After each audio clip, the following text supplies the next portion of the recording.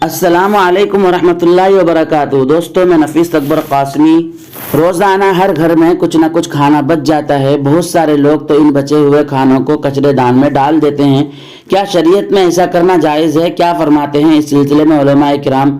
आज की इस वीडियो में हम यही बताने जा रहे हैं कि रोटी और बचे हुए खानों का इस्तेमाल किस तरह किया जाए। चुनांचे इसी सिलसिले में किसी ने फ़क़ीहुल असर हज़रत मौलाना खालिद सैफुल्लाह रहमानी साहब से सवाल पूछा है। सवाल: रोटी वगैरह के टुकड़े जो दस्तरखान पे बच जाते हैं उन्हें कचरेदान में डाल दिया जाता है। ख़ासकर दावतों में बड़ी मिक़दार में रोटी के टुकड़े फेंक दिए जाते हैं। क्या इनमें कुछ हरज है? और अगर ऐसा नहीं करना चाहिए तो इन टुकड़ों का क्या किया जाए? मौलाना ने अपना तहक़ीक़ी जवाब जारी किया है। जवाब: रोटी या कोई भी ग़िज़ा अल्लाह ताला की बड़ी नेमत है।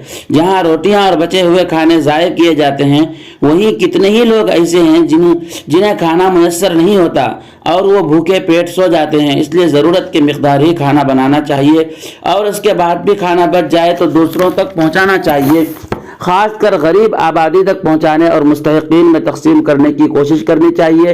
अगर कोई चीज़ इंसानों को खिलाने के लायक ना हो या उन तक पहुँचाना दुश्वार हो तो दूसरे जानदार भी अल्लाह ताला की मखलूक हैं और उन्हें भी खिलाने में अजर सवाब है। बल्कि रसूलुल्लाह सल्लल्लाहु अलैहि वसल्लम ने फरमाया कि क़यामत में एक शख्स की प्यासे कुत्ते को पानी पिलाने की वजह से मग़फ़िरत होगी। लिहाजा कुत्तों और दूसरे जानवरों को खिला देना चाहिए। अगर कोई जानवर सामने ना हो तो ज़मीन में ऐसी जगह रख दे जहां चूंटियां खा ले। रास्ते में खाना ना डाला जाए, क्योंकि इससे गुजरने वाले को तकलीफ भी होती है और खाने की नाकदरी भी होती है। दोस्तों, इस फतवे को फतावा काजी खान अल-हिंदिया जिल्द नंबर 3 सफ़ा नंबर 247 में भी देख सकते हैं। बाकी वीडियो के सिलसिले में आपकी क्या राय है, हमें एक प्यारा सा कमेंट करके ज़रूर बतलाएँ। फिर मिलते हैं किसी नई वीडियो के साथ। अस्सलामु अलैकुम वरहमतुल्लाहि वबरकातुहू।